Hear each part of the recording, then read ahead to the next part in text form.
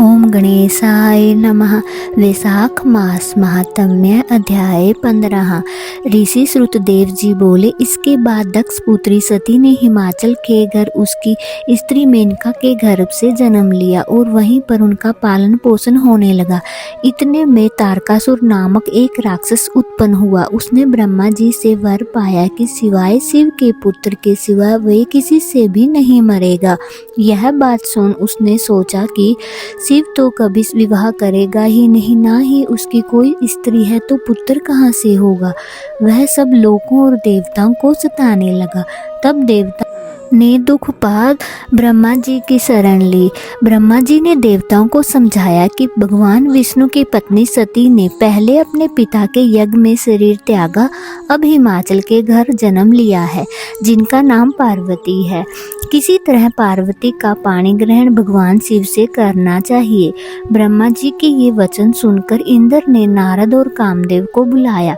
उन दोनों को बुलाकर सबसे पहले नारद जी को हिमाचल के पास भेजा कि वो अपनी पुत्री को शिव जी की पत्नी बनाए। नारद जी से जैसा कहा गया था वैसे ही करने के लिए वह चला गया। फिर कामदेव से कहा कि वो बसंत ऋतु को संग लेकर भगवान शिव के तपोवन में चारों ओर बसंत ऋतु का विस्तार करे। जब वहां पार्वती जी महादेव के पास पहुंच जाए तब धनुष पर बाण चढ़ाकर ऐसा मारो कि महादेव जी मोहित होए और उनका संगम होने पर सब कार्य पूर्ण हो जावे।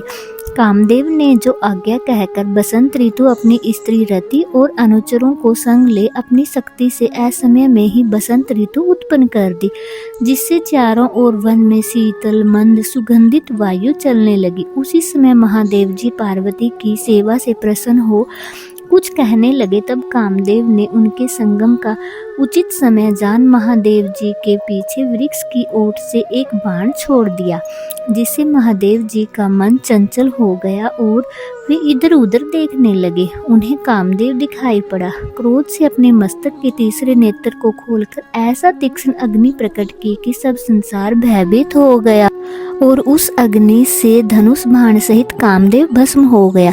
बसंत और रति भयभीत हो भाग गए। पार्वती डर के मारे आंखें बंद कर दूर हट गई और महादेव जी अंतर्ध्यान हो गए। देवताओं का कुछ भी मनोरथ सिद्ध नहीं हुआ, उल्टा अनर्थ हो गया। इतनी कथा कहकर मुनि श्रुतदेव चुप हो गए।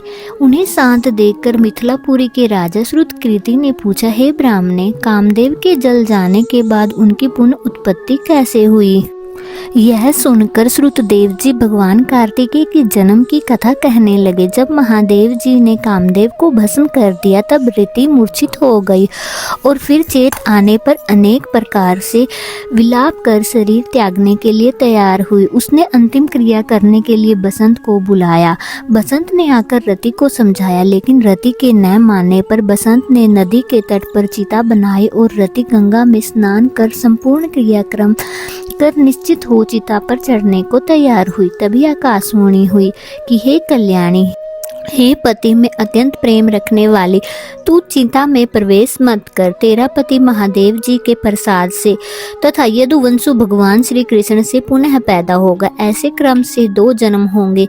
जब दूसरे जन्म में श्री कृष्ण से रुक्मिणी के गर्भ से तेरा पति होगा, उसका नाम प्रद्युम्न होगा। तू ब्रह्मा जी के श्राप से भगवान शंकर के घर में निवास करेगी। वहीं प्रद्युम्न नाम के तेरे पति से तेरा मिलन होगा। ऐसा कह आकाशवाणी समाप्त हो गई। आकाशवाणी सुन रति ने चिता में प्रवेश नहीं किया।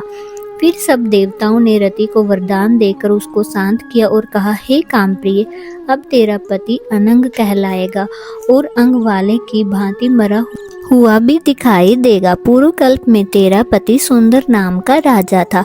उस जन्म में तू ही उसकी पत्नी रज शंकर कारिणी हुई थी। इसी से तेरी यह दशा हुई है। अब तू वैशाख मास में प्रातः काल मंदाकिनी नदी में स्नान कर, मधुसूदन भगवान का पूजन कर और उनकी दिव्य कथा सुनकर अशून्य शयन नाम का व्रत आरंभ कर दे। ऐसा करने से तेरा पति तुझे अवश्य मिल जाएगा, इसमें संदेह नहीं है।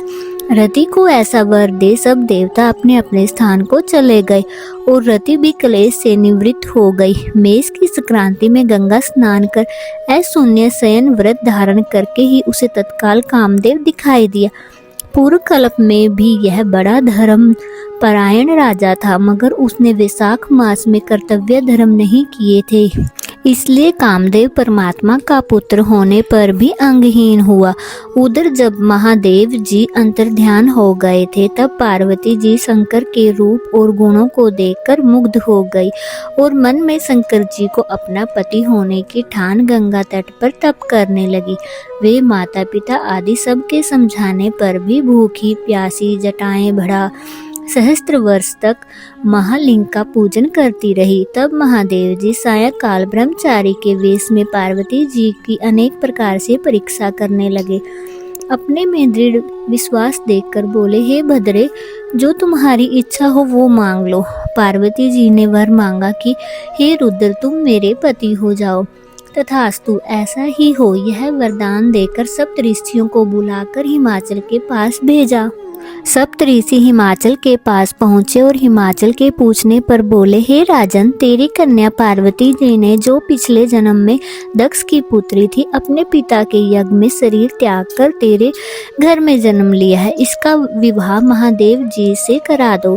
यह बात सुन हिमाचल बोला कि पार्वती महादेव जी को ही अपना पति बनाने के लिए घोर तप कर रही है। मैं भी अत्यंत प्रसन्न हूँ और अपनी कन्या महादेव को दे चुका हूँ।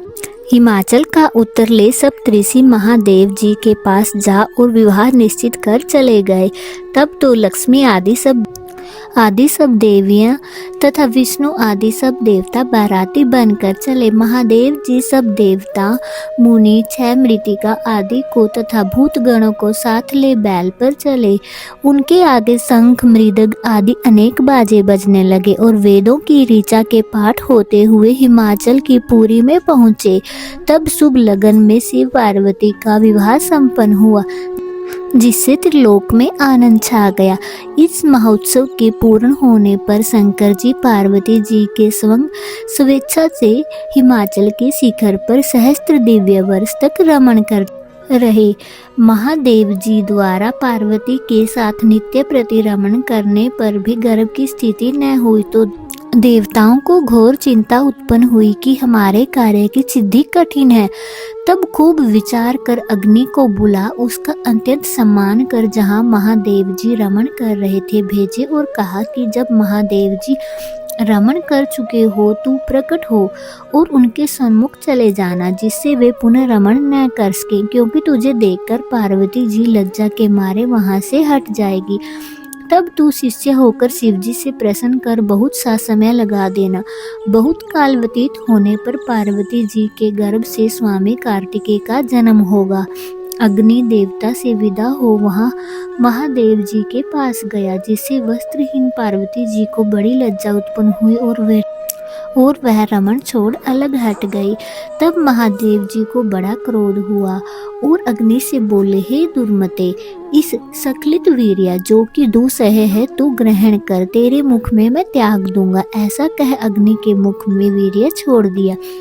इस प्रचंड वीर्य के उदर में प्रवेश होने से अग्नि ने दुखित हो स्वर्ग लोक में देवताओं के पास जाकर सब वृतांत कहा, जिससे देवताओं को वीर्य के स्थित हो जाने से हर्ष हुआ, परंतु प्रसव कैसे हो इसका अत्यंत दुख हुआ।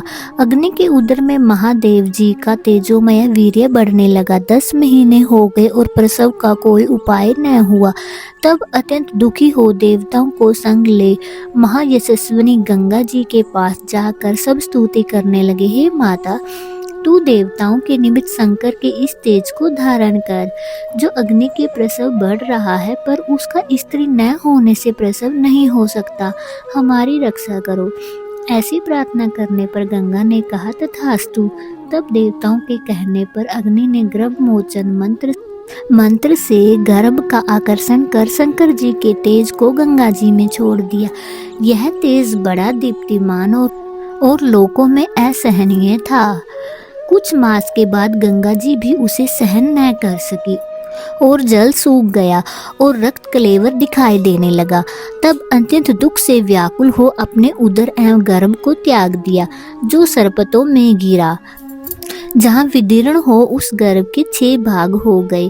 तब ब्रह्मा जी की भेजी 6 कृतिकाएं आई और उन्होंने सरकंडों से विभिन्न संभव तेज के 6 भागों को ग्रहण कर 6 मुख का पुरुष बनाया, जिसका शरीर एक ही था, उसके बहुत दृढ़ कर दिया। वह पुरस्कार 6 मुखी शरीर बहुत समय तक सरकंडों में वैसे ही पड़ा रहा और उसका कोई रक्षक नहीं था। एक दिन बैल पर चढ़े हुए महादेव और पार्वती जी उसी स्थान से होकर श्रीशैल को जा रहे थे कि सहसा पार्वती के स्तनों से दूध की धार ढरकने लगी।